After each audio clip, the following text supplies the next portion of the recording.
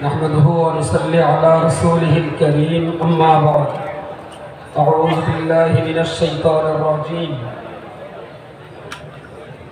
إن الله اشترى من المؤمنين أنفسهم وأموالهم بأن لهم الجنة يقاتلون في سبيل الله فيقتلون ويقتلون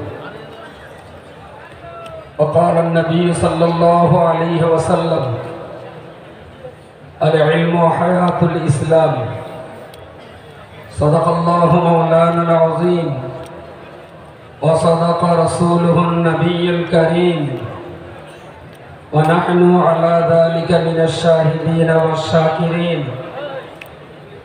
والحمد لله رب العالمين সম্মানীয় তিন দিনব্যাপী ইসালে সওয়াব মাহফিলের সভাপতি সাহেব, জামিয়া রহমানিয়ার ডিরেক্টর মুফতি সাহেব,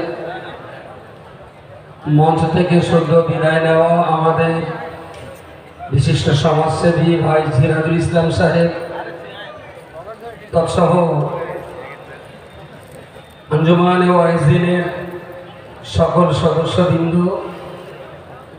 আমার অত্যন্ত প্রিয়জন বন্ধুবর ভাই সিরাত ওয়েলফেয়ার ট্রাস্ট এডুকেশনাল ট্রাস্টের সম্পাদক ভাই আবু সিদ্দিক সাহেব, আর অন্যান্য বিজ্ঞজন, জামিয়ার বাৎসরিক ইসালে সওয়াব উপলক্ষ করে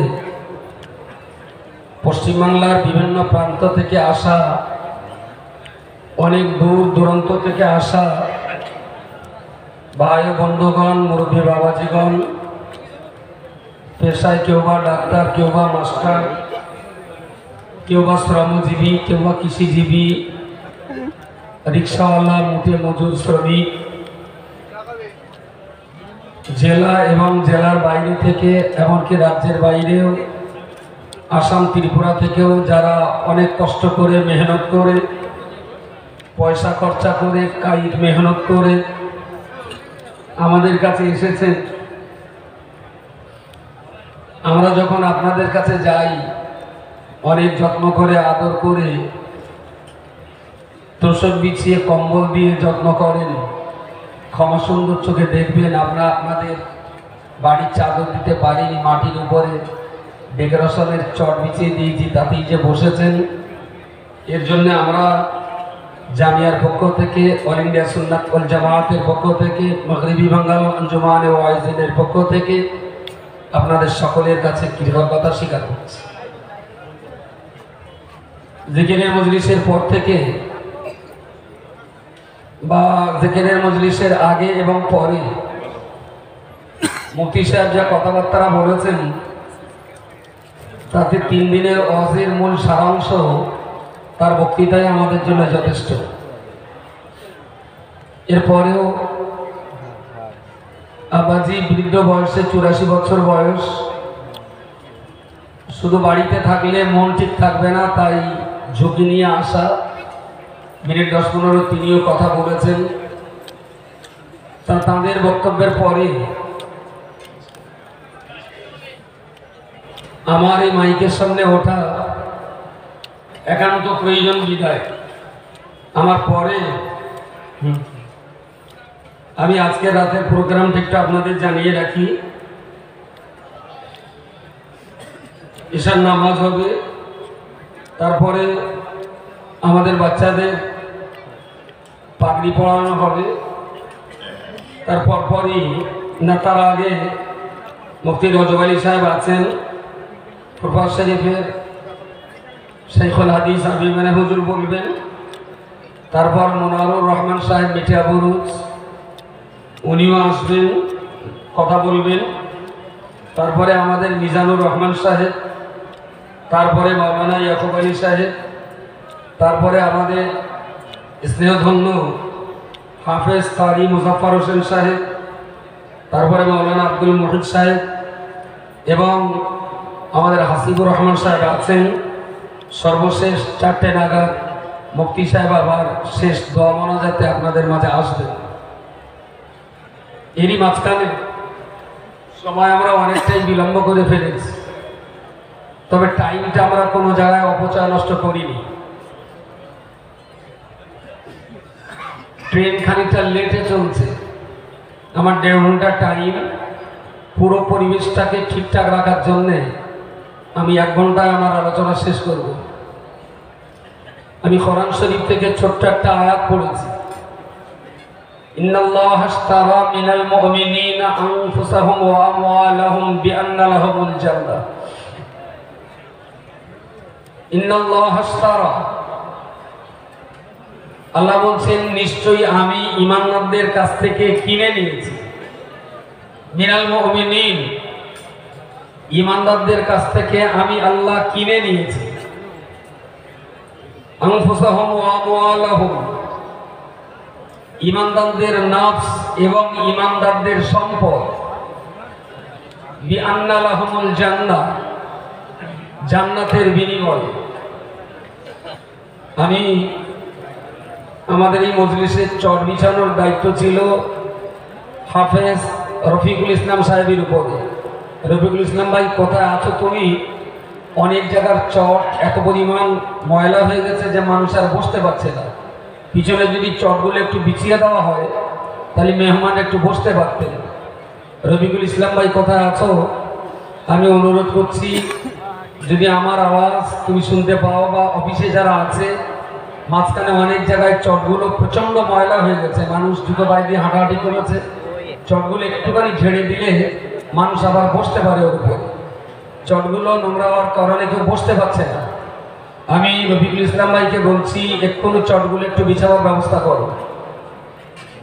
তো কোরআন শরীফের যে আয়াতটা বলছিলাম, আল্লাহ ঈমানদারদের কাছ থেকে কিনে নিয়েছেন আনফুসাহুম ওয়া আমওয়ালাহুম, তাদের নফস এবং তাদের সম্পদ। বিআন্না লাহুমুল জান্নাহ, জান্নাতের বিনিময়ে।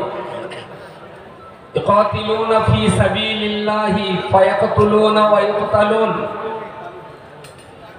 ওরা পৃথিবীতে শান্তি প্রতিষ্ঠা করার জন্য কখনো নিজেরা মরে, কখনো অন্যকে মারে। শান্তি প্রতিষ্ঠা করার জন্য কখনো নিজেরা মরে, কখনো অন্যকে মারে। এই মরা এবং মারা, এসব কিছুর ভিতর দিয়েই তাদের অর্থনৈতিক সম্পদ এবং তাদের দৈহিক সম্পদ, এই দুইটা সম্পদকে তারা আল্লাহর কাছেই বিক্রি করে দেয়। আল্লাহ দেহ এবং অর্থ যেখানেই দিতে বলবেন তারা সেখানেই দেহ দিয়ে দেবেন, সেখানেই তারা অর্থ দিয়ে দেবেন। আমরা নিশ্চিতভাবে জানি সারা পৃথিবীর 256টা দেশের ভিতরে ভারতবর্ষ একটা দেশ, এবং এই দেশ আমাদের বাবার দেশ, দাদার দেশ, দাদার বাবা, তার বাবা, তার দাদা। কতকাল ধরে আমরা এখানে আছি জানি না, বংশ পরস্পর আমরা এই দেশে বসবাস করছি। এই দেশের আবহাওয়া, জলবায়ু, ভৌগোলিক অবস্থান, প্রাকৃতিক সম্পদ, সেসব কিছুর সঙ্গে আমাদের পৈতৃক সম্পর্ক রয়েছে। সেসব কিছুর সঙ্গে আমাদের রক্তের সম্পর্ক রয়েছে। কিন্তু এরপরেও সর্বশেষ আমাকে বলতে হবে যে এই দেশ যদি আমাদের আল্লাহকে সেজদা করার মাটির জায়গা না দিত, আমরা কি এই দেশে শান্তিতে থাকতে পারতাম? যদি বলা হতো ইন্ডিয়াতে বাস করলে নামাজ পড়া হবে না, কথা বলেন। যদি এ দেশে আইন তৈরি হতো যে ভারতবর্ষে বাস করলে রোজা রাখা হবে না, যদি এ দেশে এমন আইন থাকতো যে এ দেশে বাস করলে মুখে দাড়ি রাখা যাবে না, এ দেশে বাস করলে কোরআন শরীফ পড়া যাবে না, তাহলে কি আমরা ভারতবর্ষে থাকতাম? কথা বলেন, থাকতে পারতাম না। কারণ এটা নিশ্চিত আমরা জানি, আমার জন্মের সময় যখন আমি জন্ম নিয়েছিলাম তখন আমার রেশন কার্ড হয়নি, আমার আধার কার্ড হয়নি। আমার নামে জমির রেকর্ড ছিল না, এদেশের নাগরিকত্বের আমার কোনো দলিল ছিল না। তার অনেক অনেক আগেই আমি যখনই জন্ম নিয়েছিলাম, গ্রামের কোনো বৃদ্ধ কিংবা বৃদ্ধা, আমার আব্বা কিংবা আম্মা বা আমার প্রতিবেশী কোনো জাননেওয়ালা মানুষ আমার জন্মের 1 থেকে 1.5 মিনিটের ভিতরই আমার 2 কানে তারা মুখ লাগিয়ে আজানের আওয়াজ পৌঁছে দিয়েছিলেন। চিৎকার করে বলুন সুবহানাল্লাহ। আল্লাহু আকবার। আল্লাহ সর্বশ্রেষ্ঠ। আশহাদু আল্লা ইলাহা ইল্লাল্লাহ, আমি সাক্ষ্য দিচ্ছি এক আল্লাহ ছাড়া দ্বিতীয় কোনো মাবুদ নেই। আশহাদু আন্না মুহাম্মাদার রাসূলুল্লাহ, আমি সাক্ষ্য দিচ্ছি হযরত মুহাম্মদ সাল্লাল্লাহু আলাইহি ওয়াসাল্লাম আল্লাহ পাকের বান্দা এবং রাসূল। হাইয়া আলাস সালাহ, নামাজকে জিন্দা করা। হাইয়া আলাল ফালাহ, সফলতার দিকে এগিয়ে আসা। এই যে মৌলিক কথাবার্তাগুলো আমাদের কানে পৌঁছে দেওয়া হয়েছিল, সেদিন আমার বুঝ ছিল না, সেদিন আমার বুদ্ধি ছিল না, সেদিন আমি আযানের মানে জানতাম না, সেদিন আমি কিছুই বুঝতাম না। সেই অবুঝ অবস্থাতেই আমার কানে আল্লাহর একত্ববাদের বাণী পৌঁছে দিয়ে এটাই প্রমাণ করা হয়েছিল, তুমি কোন দেশের নাগরিক এখনো সেটা ঠিক করা হয়নি, কিন্তু তুমি কোন আল্লাহর বান্দা এটা নাগরিকত্বের আগেই কিন্তু সুনিশ্চিত করা হয়েছে। আমার কথা কি ক্লিয়ার বোঝা যাচ্ছে? পিছনের দিকে তো আমি এদেশের নাগরিক হিসাবে গর্বিত, আনন্দিত, উৎসাহিত।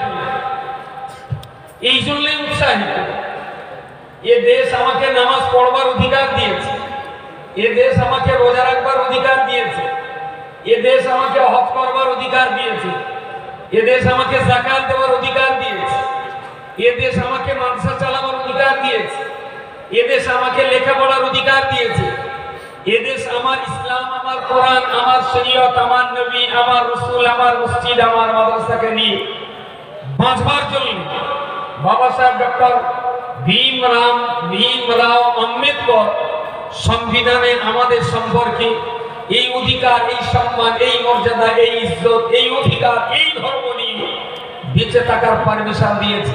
সুতরাং আমি ভারতবর্ষের নাগরিক হিসাবে আমি আমার নিজেকে খুব গর্ববোধ করছি। আপনার কেমন মনে হয়? 1010 টাকা বাংলাদেশে যাবে, এক্ষুনি ক্যাশ পেমেন্ট করবো, ঘর বাড়ি বেঁচে বাংলাদেশে যেতে হবে। বাংলাদেশে, পাকিস্তানে যাবে, এরা তো কোভাবে বলছে বাংলাদেশে যান ভালো থাকবে, বাংলাদেশ পাকিস্তানে যান ভালো থাকবে।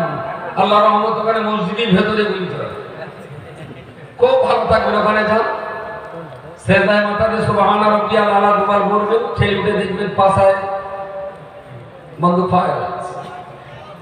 আসলে এই দেশ, এই ভারতবর্ষ নানা ভাষা, নানা মত, নানা পরিধান, বিবিধের মাঝে দেখো মিলন মহৎ।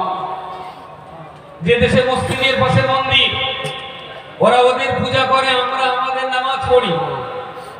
যে দেশে মন্দিরের পাশে গির্জা, এরা এদের মতো পূজা করে, ওরা ওদের মতো যীশু খ্রিস্টের প্রেয়ার করে। যেখানে আমফান ত্রাণে মুসলমান পাড়ায় তিলক টানায় হিন্দু ত্রাণ বিলি করছে, আবার হিন্দু পাড়ার শাখা সিঁদুর হাতে রাখা মেয়ে আর বউদের হাতে মোল্লা মুন্সিরা প্রাণ তুলে দিচ্ছে। এটা তো সেই দেশ।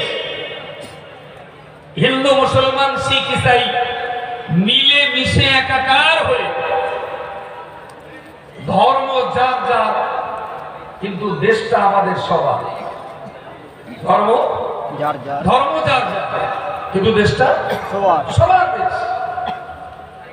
এদেশ মুসলমানের একা নয়, এদেশ হিন্দুর একা নয়, এদেশ খ্রিস্টানের একা নয়, এদেশ বৌদ্ধদের একা নয়, এদেশ মজুসিদের একা নয়, এদেশ ইহুদিদের একা নয়।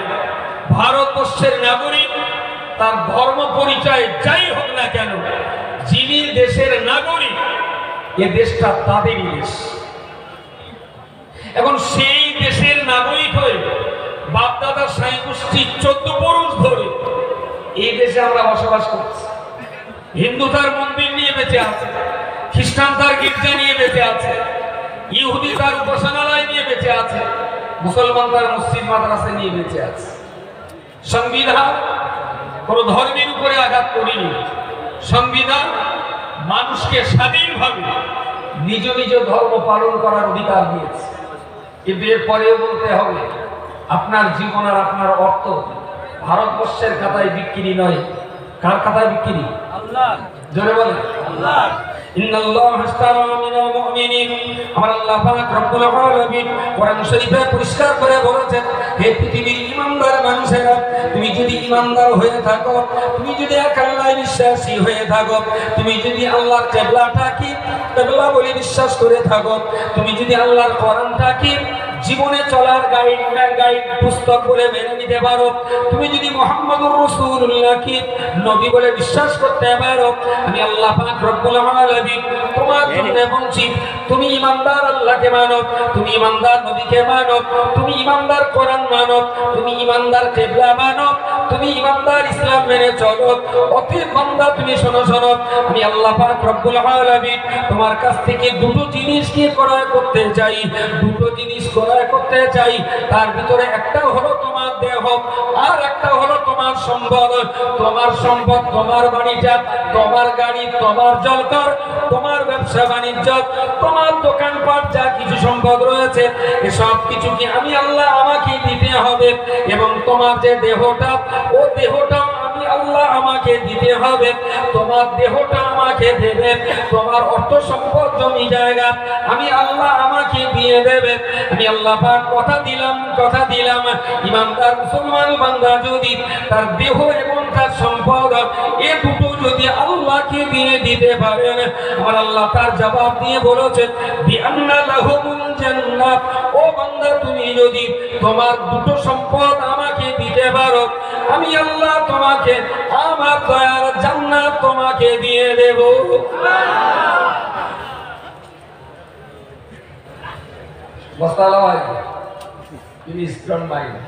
আপনার দুটো পয়সা বিক্রি হোক, এটা আমি চাই। পয়সা না, খাওয়া বিক্রি হোক, পয়সা রোজগার হোক, একটুখানি সাইড নেন। এই সাইডটির দোকানদার এরা দেখে খাবে তো, দুই সাইডটি দোকানদার মাঝখান দিয়ে গেলে না পিছনে লোক অস্থির হয়ে যাচ্ছে। ভাইগুলো, ভাই প্লিজ বসুন, আর হাঁটাচড়া করেন না। আসলে চট যতক্ষণ না দেবে মানুষ বলবে, চট দেওয়ানি ময়লা হয়ে যাবে, এটা বসার কোনো পরিস্থিতি নেই। একটু যদি যেতে পারতো ভালো হয়। ওই চটগুলো ওখানে বসার ক্যাপাসিটি মানুষের উপর জুতো গাইতে গেছে, তো যেখানে মজলিসের পরে একটু বসার জায়গা দিলে মানুষ খুশি হয়। আমি একটু বসতে বলছি, আর জায়গাটা আগে ঠিক করে দিতে বলছি। বিআন্না লাহুমুল জান্নাত, তাহলে আল্লাহর কাছে আমাদের কটা জিনিস বিক্রি? দুটো। আর আল্লাহ আমাদের কাছে কটা বিক্রি করবে? আমরা দুটো দেব, আল্লাহ আমাদেরকে একটা দেবে। আমাদের এই দুটো দিতে হবে ইহকালে, আর আল্লাহর ওয়াদা যেটা, সেটা আমাদেরকে দেবেন পরকালে। জানি ইন্নাল্লাহা আশতারা মিনাল মুমিনিনা আনফুসাহুম ওয়া আমওয়ালাহুম বিআন্না লাহুমুল জান্নাহ। এই যে আরবি বাক্যটুকু পড়ছি, এই বাক্যটুকু কোন কিতাবে আছে? একটু জোরে বলবেন। বাহ, কোরআন শরীফে আছে।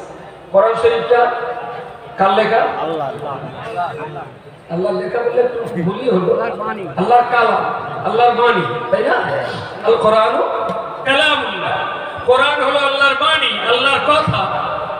রাসূলুল্লাহর উপরে ভাষা নাজিল হয়েছিল, নবী জিবরাইলের কাছ থেকে ভাষাটা শুনলেন, নিজে পড়লেন, চারিপাশে থাকতো কাতিবে ওয়াহী, নবীর কাছ থেকে শুনে তারা লিখে রাখতেন। হযরত আবু বকর, ওমর, ওসমান গনি রাদিয়াল্লাহু আনহুর জামানা পর্যন্ত অসম্ভব রকমের মেহনত করে সেই সমস্ত লেখাগুলোকে এক জায়গায় করে বই আকারে রূপ দেওয়া হয়েছিল। বই আকারে ধরুন রাসূলুল্লাহর জামানা থেকে আজ পর্যন্ত কম বেশি প্রায় আপনি ধরে নিন 900 থেকে 1000 বছর কোরআন শরীফ হাতে লেখা হয়, একটা কোরআন দেখে দেখে আর একটা হাতে লেখা হয়। এইবারে যেটা হাতে লিখলাম ওইটা মার্কেটে বিক্রি করলাম, যা পয়সা হতো আমার সংসারে চালাতাম, আবার একটা হাতে লেখা হয়। এইভাবে কিন্তু কোরআন শরীফ হাতে লিখে লিখে সারা বিশ্বময় প্রচার হয়েছে। কিছু কম বেশি 900 বছর প্রেস তৈরি হয়েছে, এই 400-450 বছরের মতো। তারপরে আরো মডিফাই হয়েছে, কম্পিউটারাইজড হলো, অফসেট এলো। এখন কোরআন এত সুন্দরভাবে ছোট্ট একটা বইয়ের ভিতরে পুরো কোরআন শরীফের ভাষাগুলোকে লিখিতভাবে আমরা প্রচার করতে পারছি। আপনি কোরআন শরীফ এক পিস কেনেন 200 টাকা দিয়ে, তার মানে কি ওটা কোরআনের দাম? ওটা কাগজের দাম, কভারের দাম, রেক্সিনের দাম, বান্ডিংয়ের দাম। কোরআনের অ্যাকচুয়াল মূল্য কেউ দিতে পারবে না। প্রিয় শ্রোতা মণ্ডলী, মনে রাখুন, আমি আপনাকে বলতে চাইছিলাম আমার আল্লাহ পাক রব্বুল আলামিন আমাদের কাছে দুটো জিনিস তিনি চেয়েছেন। নাম্বার 1, আমার দেহটা আল্লাহ চেয়েছেন, ওগো বান্দা তোমার দেহটা আমাকে দিতে হবে। আর আল্লাহ পাকের উদ্দেশ্য কি? আসলে তুমি তোমার দেহটাকে তোমার নিজের মনে করো না, তুমি মনে করো তোমার দেহটা তুমি আল্লাহকে দিয়ে দিয়েছো। আল্লাহ তোমার দেহটাকে যেখানে খরচ করতে বলবেন সেখানেই তুমি তোমার দেহটা খরচ করবে। তোমার আল্লাহ তোমার হাত দিয়েছে, তোমার জবান, তোমার চোখ, তোমার মন মস্তিষ্ক, চলার জন্য দুটো পা, ভাবার জন্য মস্তিষ্ক, বলার জন্য গাল, খাবার বলার জন্য গাল আর জবান আমার আল্লাহ দিয়েছে। তো আমার জবান আমার আল্লাহর হুকুমে ব্যবহার হবে, আমার হাত আমার আল্লাহর হুকুমে ব্যবহার হবে, আমার চোখ আমার আল্লাহর হুকুমে ব্যবহার হবে, আমার পা দুটো আমার আল্লাহর হুকুমে ব্যবহার হবে। অর্থাৎ আল্লাহ যেটা বললেন, ও বান্দা তুমি তোমার দেহ যদি আমাকে দিতে পারো, তার অর্থ এটাই দাঁড়ালো আমার দেহটা কি আল্লাহর হুকুম ছাড়া পৃথিবীর কারো হুকুমের গোলাম বানাতে পারি না। আমি গোলামি করবো কার? আর আমি যদি আল্লাহর গোলামি করি, এই ব্যাপারে কি আমার দেশ আমাকে কোনো বাধা দিয়েছে? সংবিধান কোনো বাধা দিয়েছে? সংবিধান অধিকার কি? দেশের প্রত্যেকটা জনগণ যে যার ইচ্ছা মতো ধর্ম পালন করবে। এক্ষুনি যে বিষয়টা নিয়ে বিরাট একটা তোলপাড় হচ্ছে, এবং এই তোলপাড়ের পিছনে বেশ উস্কে দেওয়া, এখনো পর্যন্ত আমি কোন হিন্দু ভাইকে এ ব্যাপারে কিছু বলতে দেখিনি। যা বলছে কিছু মুসলমান, কারণ আমার ভাই মুফতি সাহেব বলেছেন সেকুলার, যে আমরা সেকুলার নেই, আমরা নই, আমরা ধার্মিক। এই কথাটা নিয়ে বিরাট একটা গেঁজাগেজি ইউটিউবে, বক্তৃতায় বিভিন্ন জন বিভিন্ন রকম ভাবে গালিগালাজ, মন্তব্য, বক্তব্য, বিভিন্ন কথা হচ্ছে। আমি আজ কম বেশি 8 থেকে 9 দিন শুধু শুনছি আর ভাবছি যে যারা ভুল ধরছেন তাদের কোয়ালিটি, যারা ভুল ধরছেন তাদের কোয়ালিটি। তার মধ্যে সবগুলোই শুনেছি, ভালোভাবেই শুনেছি। শুনে বুঝে আমার যেটা মনে হয়েছে, দোষ যারা গালিগালাজ করছেন দোষ ওদের না, দোষ হলো ওদের জ্ঞানের দোষ। আসলে পড়াশোনা করে ভারতবর্ষের সংবিধানের প্রস্তাবনায় পরিষ্কার লেখা রয়েছে, আমরা আমাদের দেশ ভারতবর্ষকে গণতান্ত্রিক, ধর্মনিরপেক্ষ, সমাজতান্ত্রিক রাষ্ট্র হিসাবে গড়ে তুলতে বদ্ধপরিকর। গণতান্ত্রিক, ধর্মনিরপেক্ষ, সমাজতান্ত্রিক রাষ্ট্র হিসাবে আমরা আমাদের দেশকে গড়ে তুলতে বদ্ধপরিকর। ভেরি গুড, আসলে আমি একমত। আমাদের দেশ ধর্মনিরপেক্ষ দেশ, no tension, no problem, no bouncer. আমাদের দেশ ধর্মনিরপেক্ষ দেশ। বলবেন আপনি কি? আমি বলছি আমি ধর্মনিরপেক্ষ না। আমার দেশ ধর্মনিরপেক্ষ, কিন্তু আমি ধর্মনিরপেক্ষ নই। এখন এই ব্যাপারটা বোঝার মতো আপনাদের মাথায় ঘিরে হচ্ছে। আরে আমি কেন? এদেশের যে হিন্দু পূজা করে তিনিও ধর্মনিরপেক্ষ নন, যে খ্রিস্টান গির্জায় যায় তিনিও ধর্মনিরপেক্ষ নন, যে ইহুদি তার উপাসনার যে উপাসনা করে তিনিও ধর্মনিরপেক্ষ নন। শুধু কেন আমাদের গাড়ি আসবে কোন পুজো করা মাউন ধর্মনিরপেক্ষ না। বিকজ শব্দ হলো দুটো, একটা হলো ধর্মনিরপেক্ষ আর একটা হলো ধর্মসাপেক্ষ। এইটাকে ভালো করে বুঝুন, আপনার রোগ সেরে যাবে। ধর্মনিরপেক্ষ ধর্ম সাপেক্ষ, ঠিক আছে। এখন গ্রামে একই দিনে একদিন বেড়া সেবায় মিটিং হবে, একদিন বসিরহাটে মিটিং হবে। এরা দুজন খুব লাফাচ্ছে, 2-3 জন মিটিংয়ে যাবে। আমি হারা তুই কোন পক্ষ? বললো আমি টিএমসি পক্ষ। আমি তুই কোন পক্ষ? বললো আমি কংগ্রেস সিপিএম এর জোট পক্ষ। আমি এই তৃতীয় বন্ধু তুই কোন দিকে? তাহলে আমি কোনো দলের আমি নিরপেক্ষ। আমি মাথা ঢুকে ও কংগ্রেসের ও জোটের পক্ষে, টিএমসির পক্ষে, আর একজন ছিল তুই কোন পক্ষে? বললাম আমি এ পক্ষেরও না ও পক্ষেরও না, আমি হলাম নিরপেক্ষ। বাংলা ভাষায় একটা শব্দ ব্যবহার হয় যে ওম জায়গায় যে সালিশ হয়, কিসের সালিশ?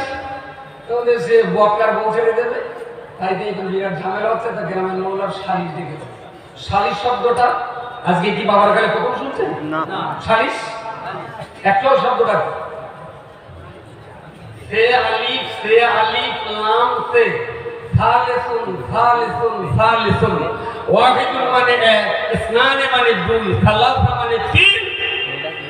আসলে এ মদ্দালোক ছেলের পক্ষ, এ মেয়ে লোকটা মেয়ের পক্ষ, যারা বিচার করবে তারা হলো তৃতীয় পক্ষ। একটু সুবহানাল্লাহ বলুন। যেটা বলেছেন সালিশ সালিশ সালিশ, বাংলা ভাষার কোন ডিকশনারিতে সালিশ বলে কোনো শব্দই নেই, শব্দটা আরবি শব্দ সালিসুন, তার মানে তৃতীয় পক্ষ। এই পক্ষ না ও পক্ষ না, ওরা হলো জোরে বলেন, জোরে বলেন, শব্দটারে কালাকালি হচ্ছে, জোরে বলেন নিরপেক্ষ। তার মানে এ বললো আমি ছেলের পক্ষও না, আমি মেয়ের পক্ষও না, আমি হলো নিরপেক্ষ, তৃতীয় পক্ষ, আমি বিচার করতে এসেছি। আর বিচারক যদি এক পক্ষে চলে যায় তাহলে আর সে সালিশ হলো না,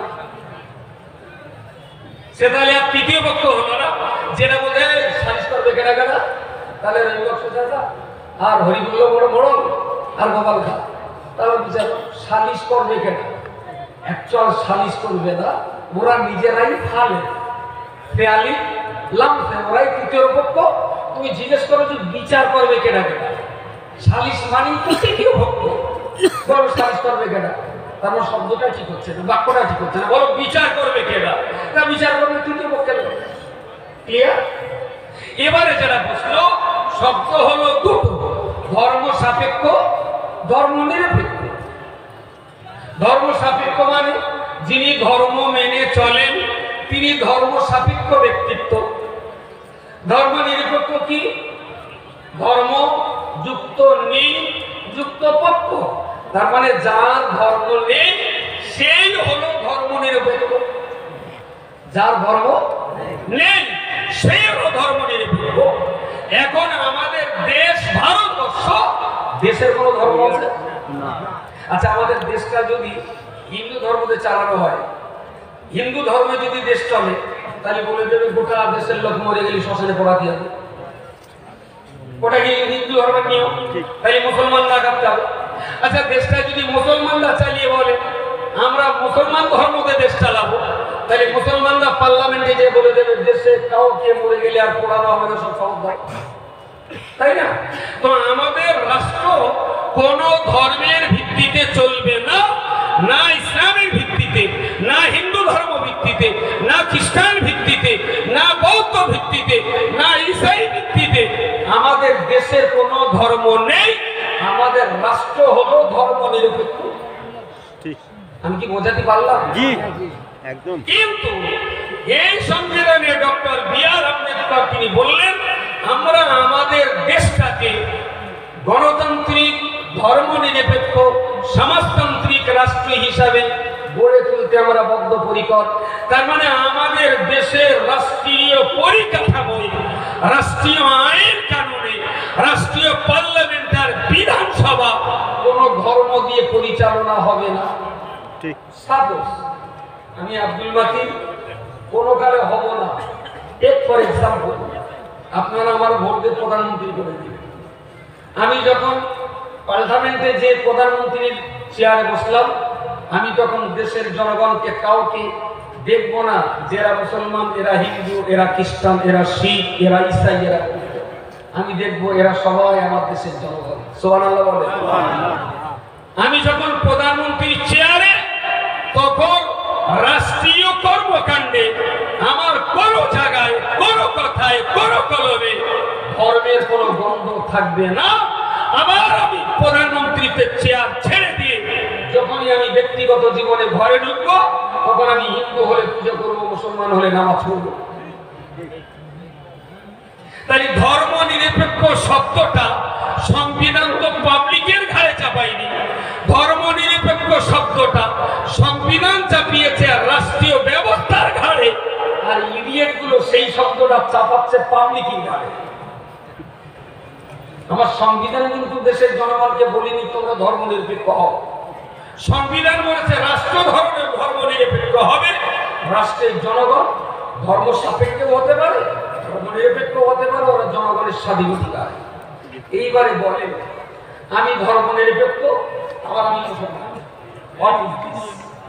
ব্যাপারটা খানিকটা ঘটে যাচ্ছে। আমাদের বাংলাদেশে এটা প্রচলিত, বহুদিন ধরে এটা প্রচলিত আছে।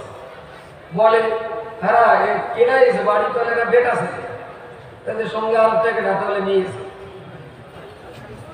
বেটা ছেলেটা মতালাম না মেয়ে, আর মেয়ে ছেলেটা মেয়ে ছেলে কি এটা লিঙ্গ ঠিক নেই। হ্যাঁ লিঙ্গ ঠিক নেই। তাহলে এই যে মেয়ে ছেলে শব্দটা কি ঠিক? মেয়ে ছেলে শব্দটা জেন্টস ঠিক আছে, লেডি ঠিক আছে, পুরুষ ঠিক আছে, স্ত্রী ঠিক আছে, কিন্তু পুরুষকে একটা ভাষায় বলা হয় বেটা ছেলে, আর মহিলাকে একটা ভাষায় বলে মেয়ে ছেলে। মেয়ে ছেলে শব্দটা যেরকম ধর্ম নিরপেক্ষ আমি মুসলমান শব্দটা আছে, এ হলো মেয়ে ছেলে। আসলে আপনি প্রথমেই যদি বলেন মুসলমান, তাহলে তো আপনার ধর্ম একটা আছে। আপনি প্রথমেই যদি বলেন হিন্দু, তাহলে আপনার তো ধর্ম আছে। আপনি যদি বলেন খ্রিস্টান, তাহলে আপনার তো ধর্ম আছে। তাহলে আপনি কি করে নিরপেক্ষ হতে পারেন? আপনি তো বলছেন ধর্ম নিরপেক্ষ, আমি কংগ্রেসের না সিপিএম আমি নিরপেক্ষ, আমি ছেলের দলেও না মেয়ের দলেও না, আমি খালেস তৃতীয় পক্ষ। তাহলে আপনি যদি খ্রিস্টানদের দলে ঢুকিয়ে গেলেন, তাহলে আপনি নিরপেক্ষটা হলেন কিভাবে ভাই? মাথায় গেছে কি?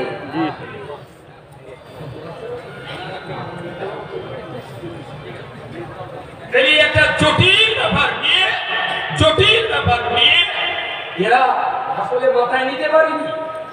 সংবিধানের একটা জায়গায় দেখা যে সংবিধান দেশের জনগণকে ধর্ম নিরপেক্ষ হতে বাধ্য করেছে, তার কাছে বিপল্লাকে দেখা একটা জায়গায় সংবিধান বলেছে রাষ্ট্র ধর্ম নিরপেক্ষ। তা না হলে রাষ্ট্র কেন বলবে? ৩০-এর ক খ গ ধারায়, ধর্মের ধারায় ২৫, ২৬, ২৮ ধারায় তো সুন্দর করে বলা আছে দেশের জনগণ তারা তাদের ইচ্ছা মতো ধর্ম পালন করবে। এইবারে যদি আপনি বলেন ধর্ম নিরপেক্ষ হওয়ার পরেও ধর্ম পালন করা যায়, তাহলে সংবিধানটা তো ভারতবর্ষ রাষ্ট্রটা তো ধর্ম নিরপেক্ষ রাষ্ট্র, তাহলে দেশটা ধর্ম নিরপেক্ষ হোক, ফের হিন্দু ধর্ম দিয়ে ধর্মটা দেশটা চালা। এবার কোথায় যাবে? সারা দেখি সংবিধানের একটা জায়গায় দেখানো হোক যে ধারায় এই জায়গায় ধর্ম নিরপেক্ষ শব্দটা পাবলিকের জন্য প্রযোজ্য করুন। এই শব্দটা তো পাবলিকের প্রযোজ্য না, ধর্ম নিরপেক্ষ শব্দটা রাষ্ট্রীয় ব্যবস্থার জন্য প্রযোজ্য, রাষ্ট্রের জন্য প্রযোজ্য, পার্লামেন্টের জন্য প্রযোজ্য, বিধানসভার জন্য প্রযোজ্য।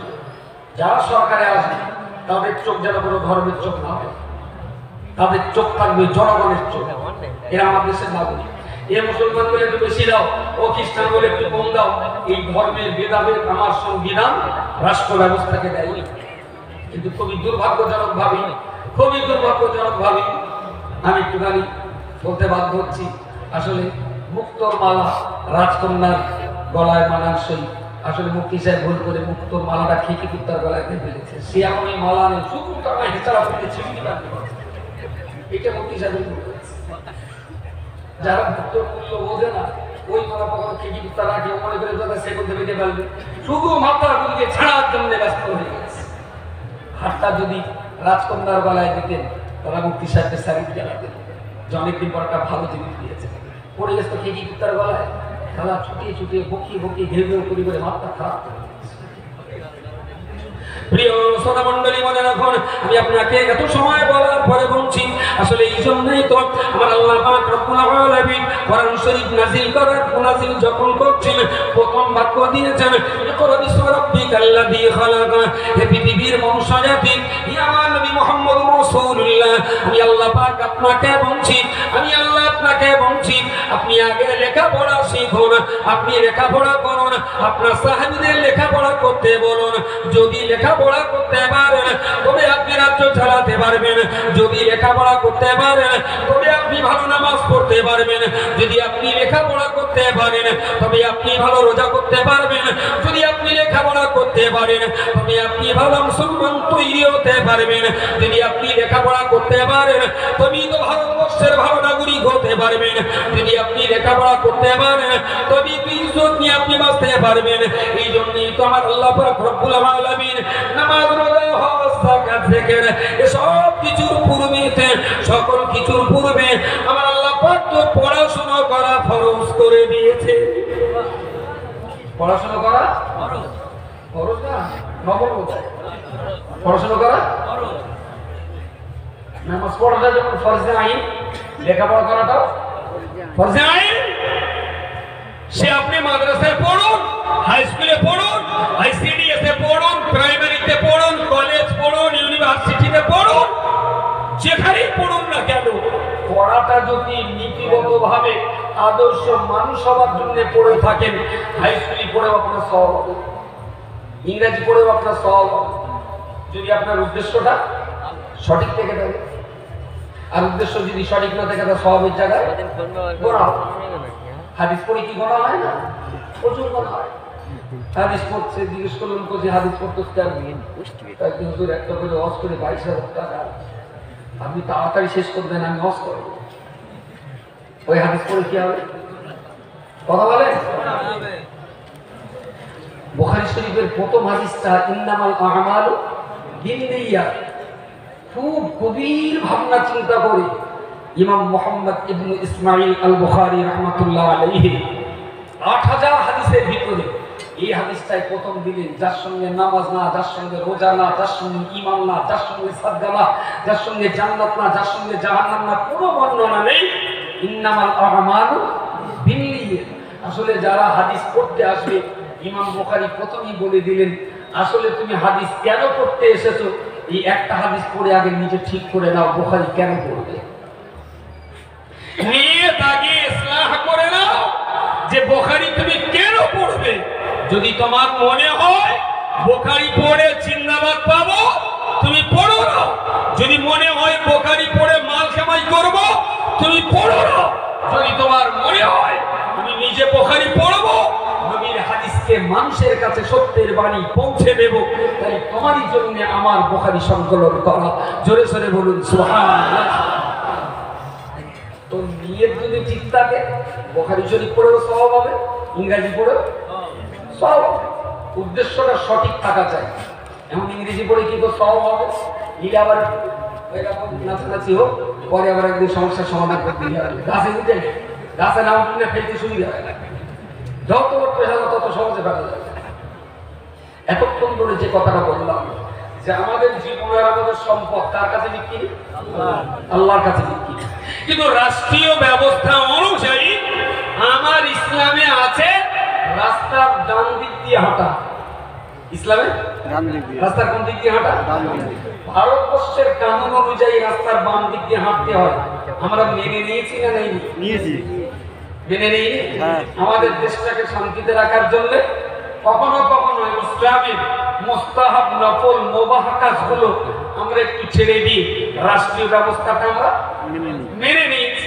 বিনিময়ে সংবিধান আমাকে আমার নামাজ পড়ার অধিকারটা দিয়েছে, তাই না? আমাদের যে আইনগুলো, 5 ওয়াক্ত নামাজ, রমজানের রোজা, হজ আর যাকাত, লেখাপড়া, ধর্ম শিক্ষা, সংবিধান আমাকে অধিকার দিয়েছে, আমি মেনে নিয়েছি। আবার আমিও রাষ্ট্র ব্যবস্থার বেশ কিছু কিছু ফৌজদারি আইন মেনে নিয়েছি। ইসলামের জেনা বললে কি শাস্তি? জেনা তোরা মারা। ভারতীয় সংবিধানে কি আছে? হ্যাঁ, জেল খাটা, জেল টেল হবে, শাস্তি হবে। তা দৌড়া মারাটা আমাদের দেশে নেই। রাষ্ট্রীয় আইন বা প্রণেতা যারা তৈরি করেছেন, আমরা দৌড়া মারাটা বাদ দিয়ে রাষ্ট্রের এই আইনটা আমরা মেনে নিয়েছি। বিনিময়ে ওরা আমার হজের আইনটা আবার আমাদের মতন ছেড়ে দিয়েছে।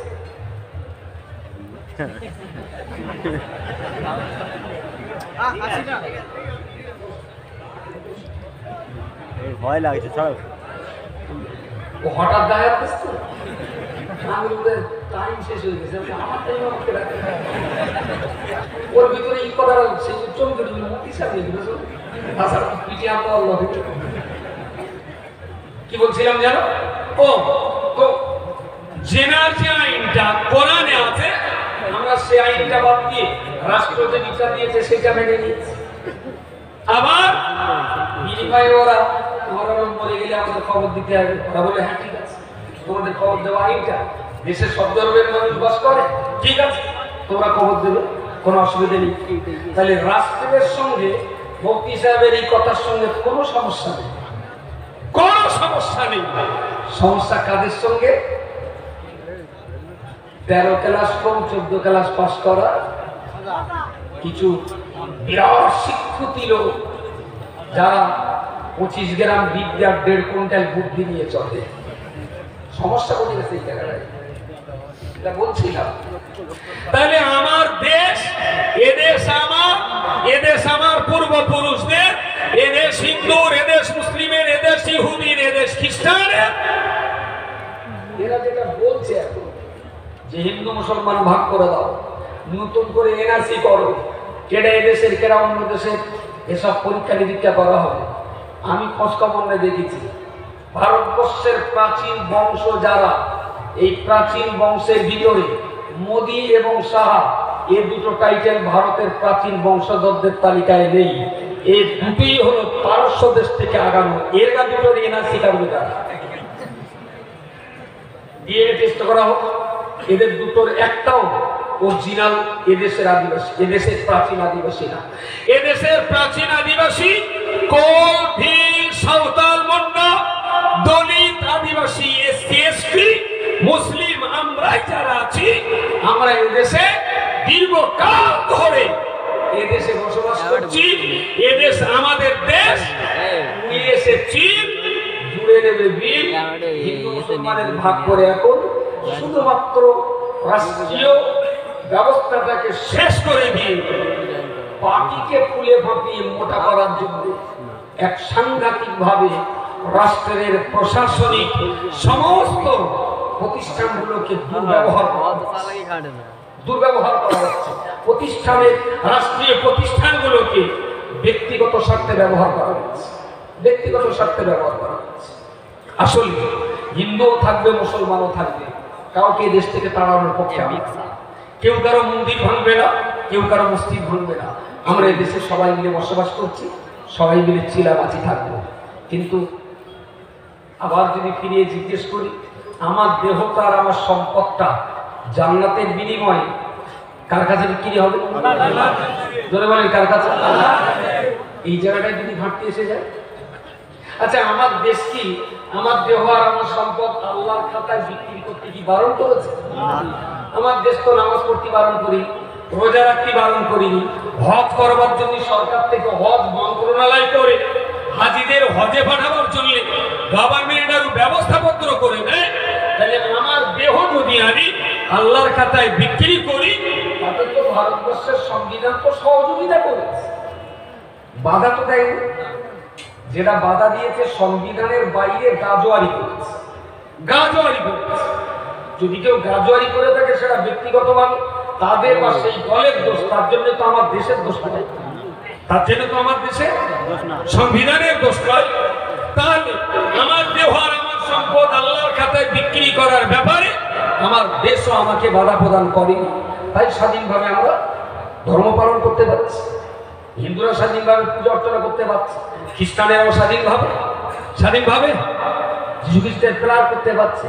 মনে রাখুন, ধর্ম নিরপেক্ষ শব্দের অর্থই হলো যে লোকটা কোনো ধর্মের পক্ষে না সেই লোকটা হলো ধর্ম নিরপেক্ষ, আর যে লোকটা কোনো না কোনো ধর্মের পক্ষে সেই লোকটা হলো ধর্ম সাপেক্ষ ব্যক্তিত্ব। আমরা নিরপেক্ষ না সাপেক্ষ?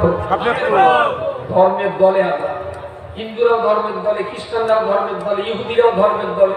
এবারে কেউ যদি ব্যক্তিগতভাবে বলে আমি ধর্ম মানব, দেশ বলেছে সেটাও তোমার স্বাধীনতা, তুমি নাস্তিক হয়ে বসতে পারো। আমার দেশ আস্তিক নাস্তিক ধার্মিকতার সবাইকে বাঁচার অধিকার দিয়েছে, নাস্তিক হয়ে দেশে থাকতে পারে। তো কেউ তো কারো উপরে চাপ সৃষ্টি করতে বলে না। আমার সংবিধান আমাদের চাপ সৃষ্টি করা পরামর্শও দেয়নি, আদেশও দেয়নি, আইন কানুনের তা দেয়নি। শেষ কথা প্রিয় শ্রোতা মণ্ডলী, মনে রাখুন আমার আল্লাহ পাক রব্বুল আলামিন তিনি আমার কাছ থেকে আমাদেরও চেয়েছেন, আমার সম্পদ চেয়েছেন, আল্লাহর জন্য আমার দেহ দিয়ে দিলাম। অর্থাৎ আল্লাহ পাকের নির্দেশ মতো আমার দেহটা দিয়ে নামাজ পড়াবো, আমার দেহ দিয়ে কোরআন তেলাওয়াত করাবো, আমার দেহ দিয়ে হজ করাবো। আল্লাহ পাক রব্বুল আলামিন আমার সম্পদ চেয়েছেন। আসলে আল্লাহ পাক আমাকে যে সম্পদ দান করেছেন, জমি জায়গা গাড়ি বাড়ি অর্থবিত্ত ব্যবসা বাণিজ্য আয় রোজগার দোকান যা কিছু আমার আল্লাহ আমাকে দিয়েছেন, এসব সম্পদগুলোকে আমি মিসকিনকে যদি দান করি, আসলে ওটা মিসকিনকে দেওয়া নয়, ওটা তো আসলে আল্লাহ পাককে দেওয়া। আপনি যদি মসজিদে দান করেন, ওটা তো আসলে মসজিদে দেওয়া নয়, ওটা তো প্রকৃত অর্থে আল্লাহ পাককে দেওয়া। আমফানের প্রচন্ড বিপর্যয়ের সময়তে অনেক জমিদার বড় লোক আপনারা বাড়ি চাল ডাল আলু বার করে দিয়ে অনেক দুস্থ গরিব মানুষকে আপনারা খাইয়েছেন। ও আল্লাহর বান্দা মনে রাখুন, এটা তো আপনারা গরিবকে খাওয়াননি, আসলে আপনারা তো আল্লাহকেই খাইয়েছেন। জোরে সোরে বলুন সুবহানাল্লাহ। মুক্তমালাপুর দিকে যারা ওরা দেখোস তো আল্লাহ আবার খায়, কিন্তু আগে একটা আল্লাহ আসল শব্দটা বলছি, এই আসল শব্দটা ব্যাখ্যা করার মতন আসলেই তাদের যোগ্যতা। আমি কিন্তু বলিনি গরিবকে খাওয়ানো মানে আসলেই আল্লাহকে খাওয়াবো।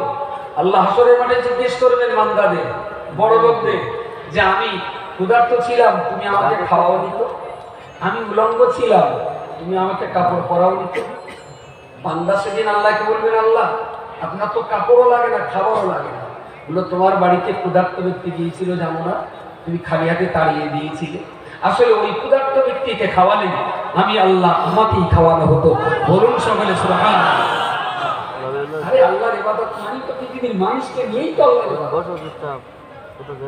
তোমার বাড়িতে শীতকালে বস্ত্রের জন্য গিয়েছিল, তুমি তাকে যদি বস্ত্র দান করতে, আসলে ওই দান করাটাই তো আমি আল্লাহ আমাকে দান করা হতো। তুমি যেহেতু দুনিয়াতে আমাকে খাওয়াওনি, আমাকে পড়াওনি, তার মানে আমার গরিব বান্দাদের তুমি খাওয়ান পড়ানোর দায়িত্ব পালন করোনি। আমি আল্লাহ আজকে তোমাকে দায়িত্ব নিয়ে আমার জান্নাত দিতে পারছি না, তুমি তোমার টাকা দিয়ে জান্নাত কিনে দাও। এটা বড় লোকদের কাছে আল্লাহ জিজ্ঞাসা করে।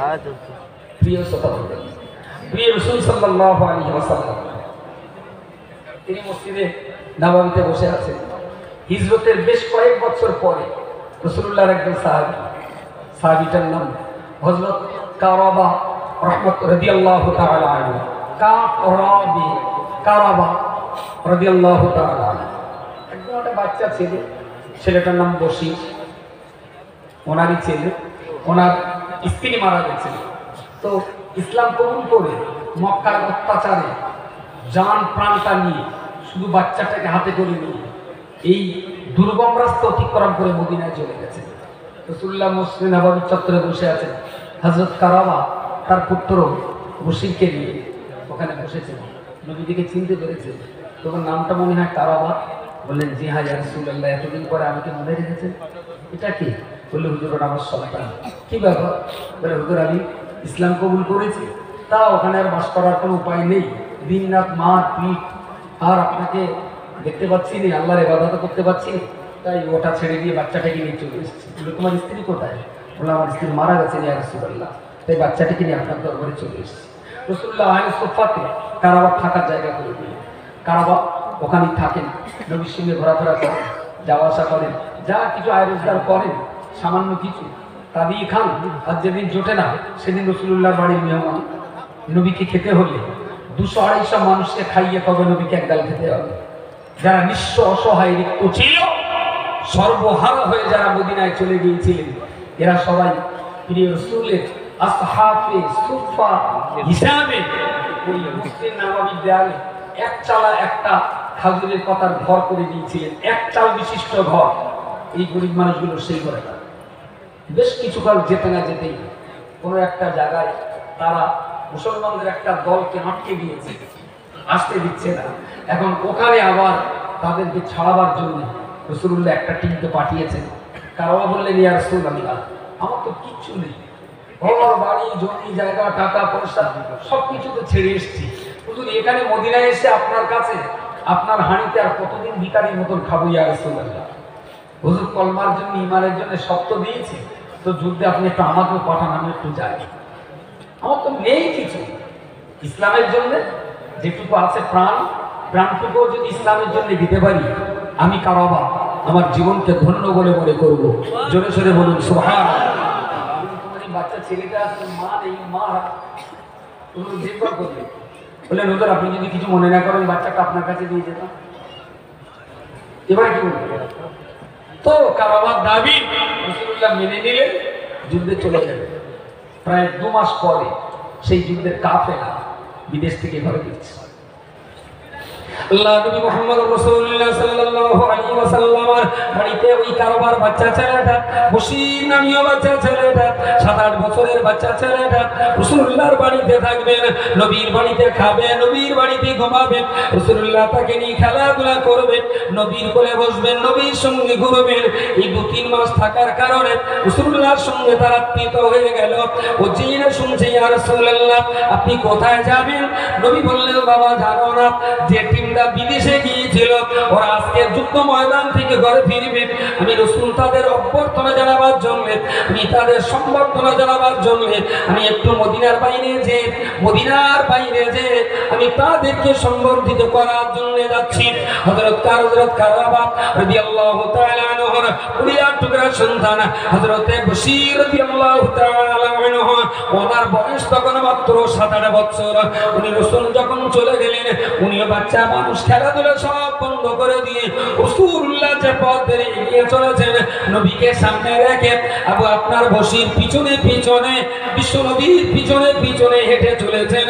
অনেক দূর যাবার পরেতে তালাকাল বাদরু আলাইনা মিন সানাতিল বিদাহি, মদিনাতুল মুনাওয়ারার বাউন্ডারির বাইরে একটা জায়গা ছিল, ওই জায়গাটার নাম ছিল সানাতুল ওয়াদা। দেশীয় মানুষকে বিদায় দেওয়ার জন্য ঘরের লোক ওই পর্যন্ত যে বিদায় দিয়ে দিতেন, আবার বাইরে থেকে কেউ ঢুকলে অভ্যর্থনা জানাবার জন্য মানুষ ওই পর্যন্ত যে তাকে সঙ্গে করে নিতেন। তো রাসূলুল্লাহ সেখানে গিয়েছেন সানাতুল ওয়াদা। নবীর পিছনে পিছনে হযরত বশীরও পিছনে পিছনে গেছে। লোকে জিজ্ঞেস করছে, কি ছেলে মানুষ সেখানে? বলে, আমার আব্বু না, এই যে দল ফিরবে ওই দলে আমার আব্বু আছে, আমার আব্বু। আজকে 2 মাস আমার আব্বু আমাকে ছেড়ে চলে গেছে, আমার আব্বু আজকে ফিরবে। তা আমি আগে যাচ্ছি, আমার আব্বুকে পেলেই না আমি ছুটে যাবো চলে কোথায়। 7-8 বছরের বাচ্চা ছেলেটা রাসূলুল্লাহর প্রিয় সাহাবী হযরত বশীর বাচ্চা ছেলেটা নবীর চারিপাশে খেলাধুলা, তার থাকা খাওয়া সবকিছুতে এখন নবীর সঙ্গে। ও যে ওখানে চলে গেছে রাসূলুল্লাহ সেটা জানতেন না। কারওয়া ছেলে মানুষ ও করলো কি, আশেপাশে কোথাও একটা পাহাড়ের উঁচু জায়গায় দাঁড়ালো। ওই টিমটা যখন ফিরে এলো, এক এক করে সারিবদ্ধভাবে তারা ফিরছে, রাসূলুল্লাহর সঙ্গে করমর্দন মুসাফা করছেন, মুআনাকা করছেন, বুকে বুক দিয়ে তারা মিলছেন। হযরত বশীর যেই কেউ রাসূলুল্লাহর সঙ্গে মুআনাকা করছে, হযরত বাচ্চা ছেলে বশীর আমার ওই চেহারার দিকে তাকিয়ে দেখছেন, এটা কি আমার আব্বু হবে, এটা কি আমার আব্বা হবে? না, এটা তো আব্বা নয়। আবার একজন সেটাও দেখলেন, আবার একজন সেটাও দেখলেন। এমন করে বশীরের চোখের পলক পড়ে না, আমার আব্বা এই দলের ভিতরে রয়েছে, পিছনে এখনো অনেক লোক, সামনে যারা চলে গেছে ওদের ভিতরে আমার আব্বা নাই, সম্ভবত নিশ্চয়ই পিছনে এই দলে আমার আব্বা আছেন।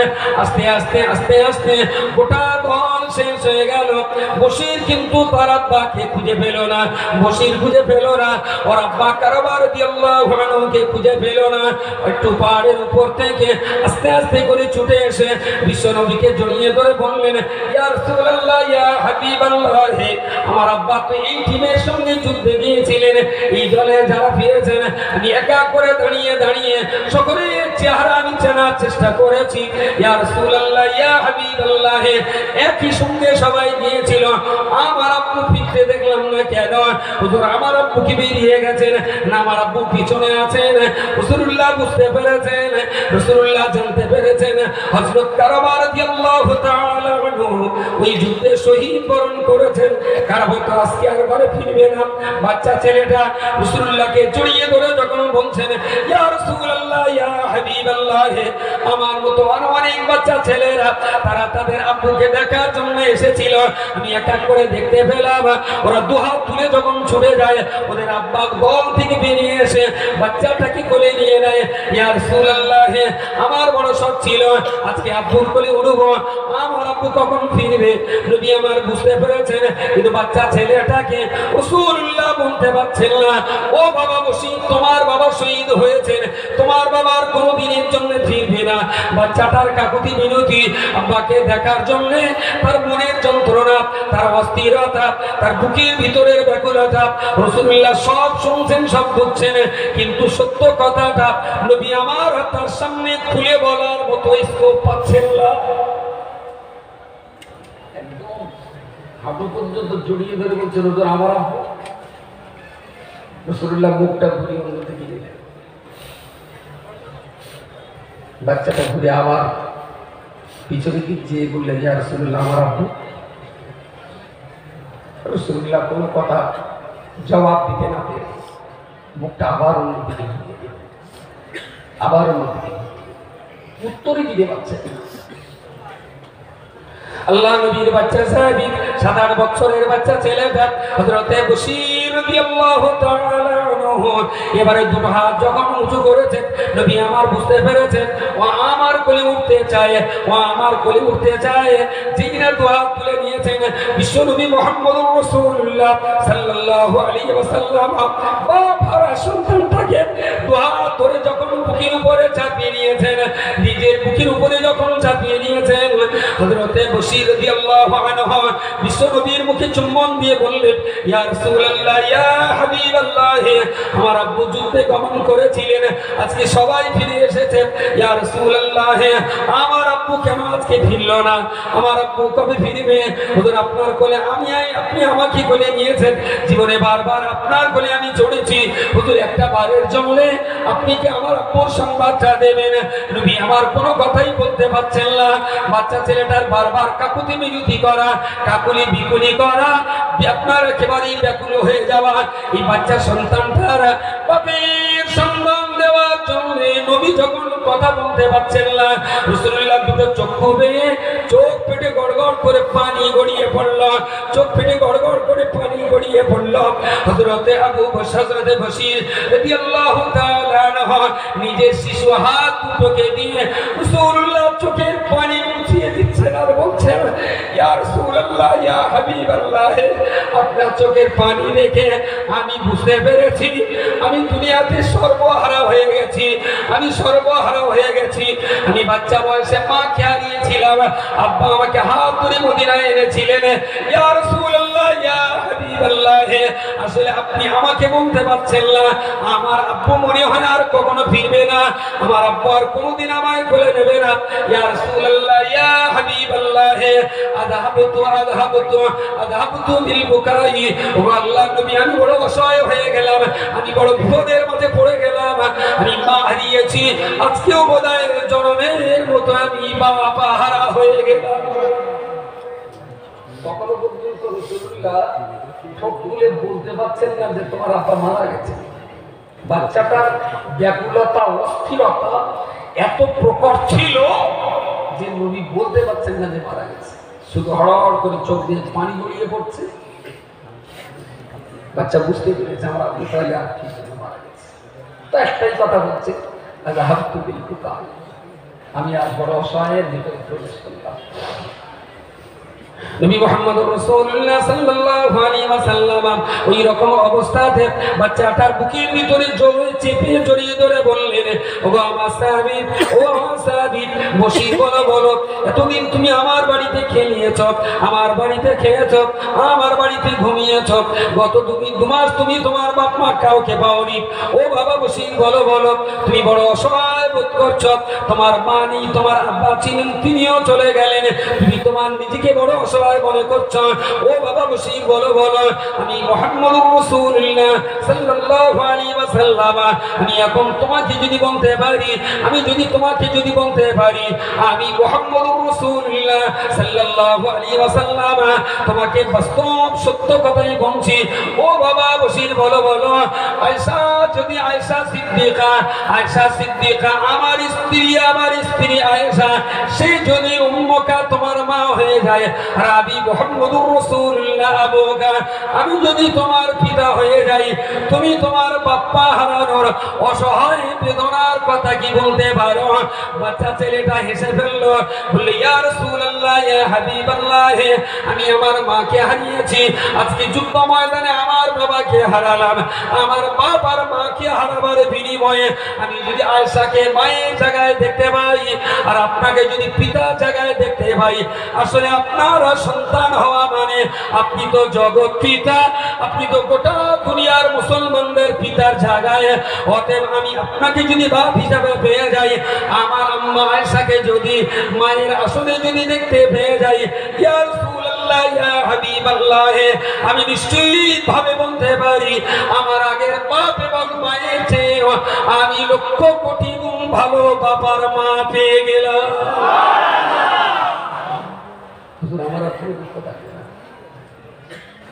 এইরকম কত মিসকিন যে নবীর বাড়িতে মানুষ হয়েছিল তার সঠিক পরিসংখ্যান জানা যায় না।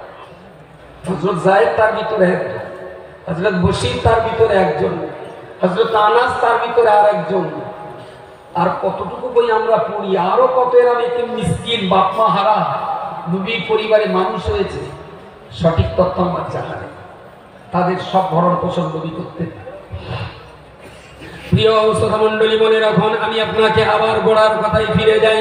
আল্লাহর কাছে বিক্রি আমার দেহ, আল্লাহর খাতায় বিক্রি আমার সম্পদ।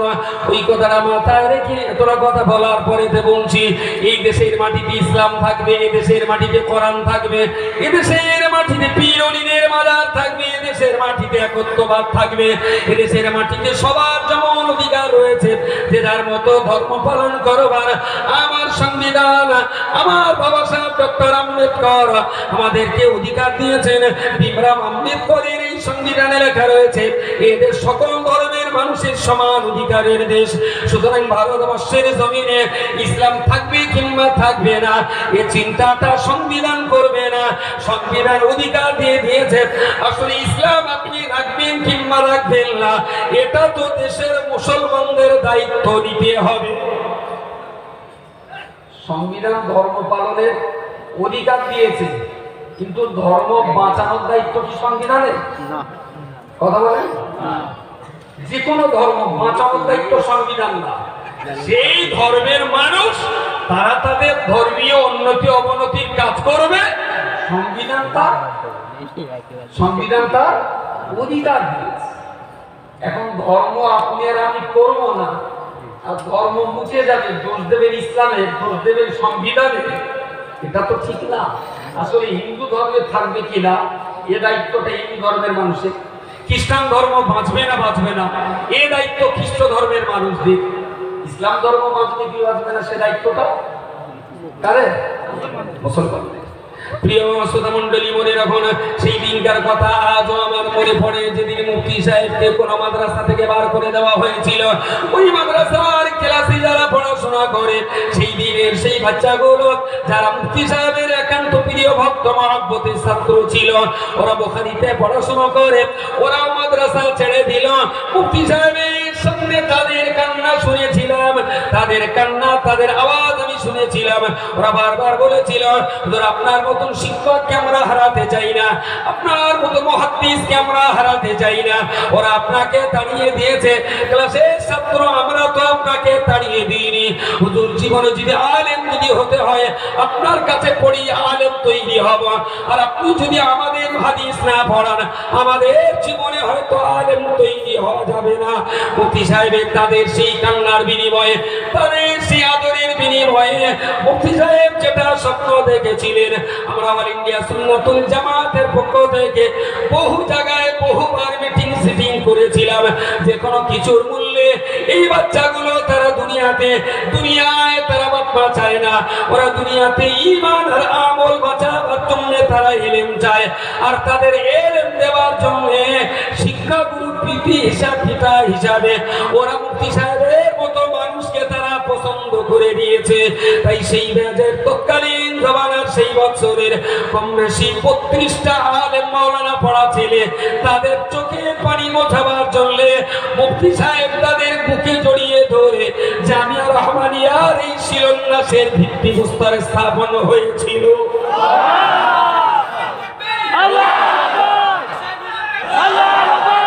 বাচ্চাটা বলেছিল আমি সর্বরা হয়ে গেছি। নবী বললেন আমার স্ত্রী আর আমি যদি তোমার বাপমা হয়ে যাই।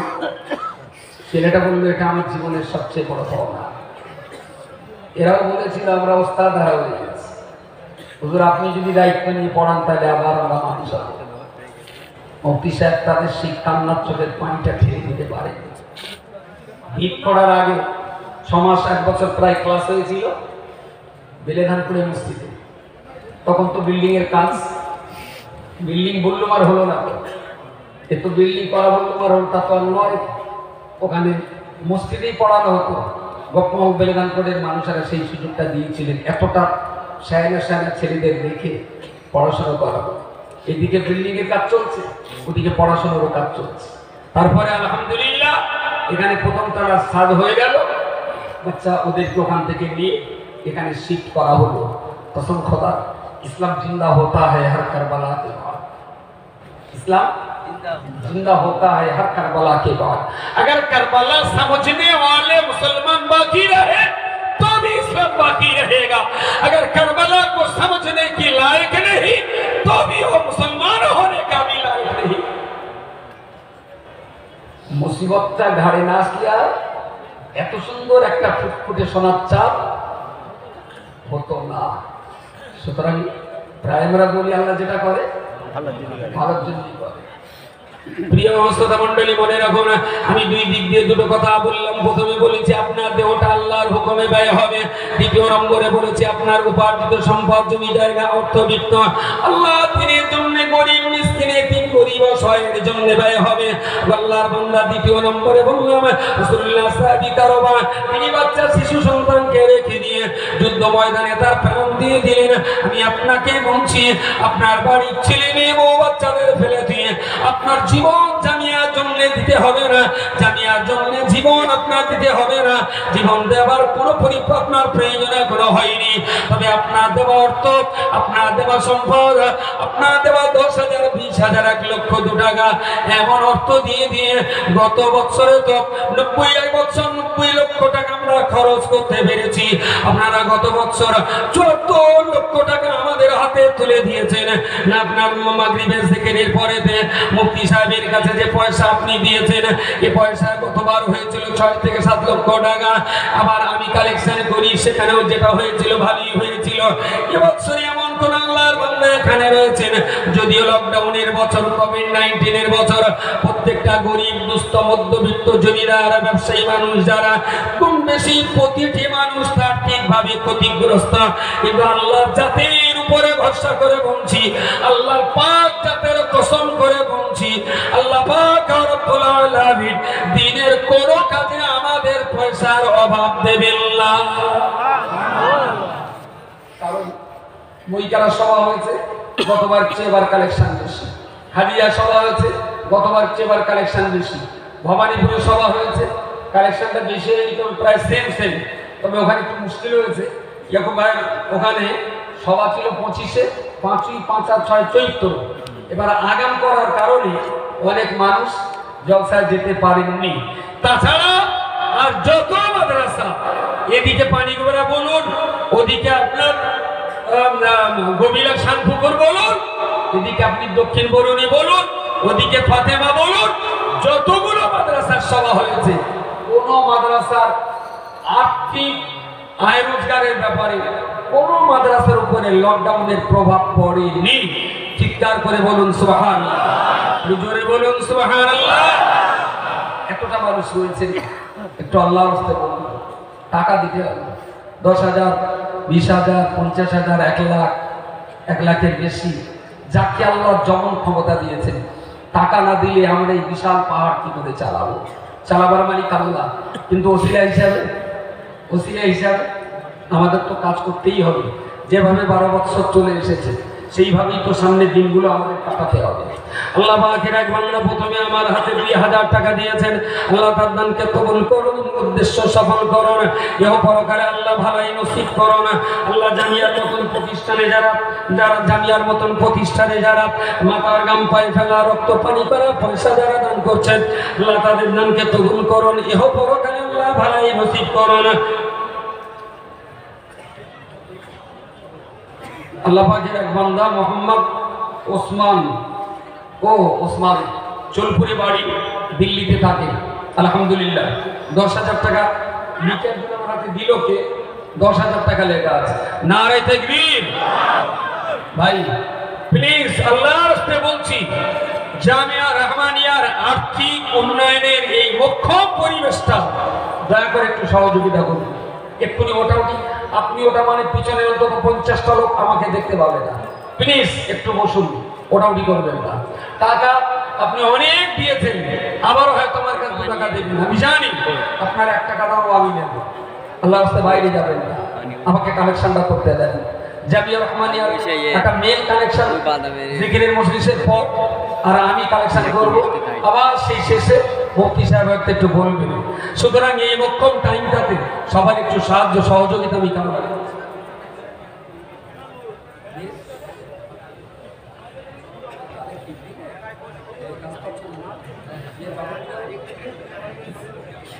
আলহামদুলিল্লাহ। ও আবার মেয়ের গালে খিলতেছে, লোক কুটুম তার গালে পয়সা দিয়েছে, জন্তু সেই এতিম মাসুম বাচ্চার হক মেরে সেইটাকে এখানে দিতে চাচ্ছে। কোনো মুশকিল আছে? আলহামদুলিল্লাহ।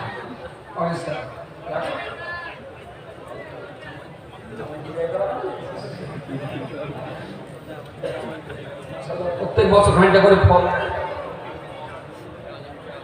আলহামদুলিল্লাহ। আমার এক আল্লাহর বান্দাকে নামে কালেকশন করেছে 8,000 খানিক টাকা, আর এই বাচ্চা মাসুম বাচ্চাটার পক্ষ থেকে যা পয়সা হয়েছিল সব টাকাই দান করেছে। আল্লাহ দানকে কবুল করে, উদ্দেশ্য আল্লাহ সফল করুন, ইহ পরকালে ভালাই নসিব করুন।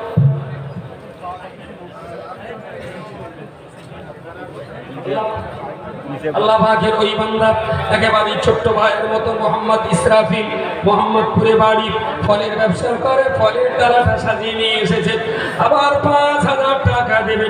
আল্লাহ দানকে কবুল করুন, উদ্দেশ্য সফল করুন।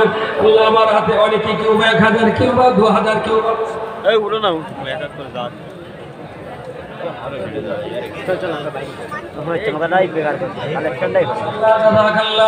আল্লাহ বান্দারা উঠে আসুন।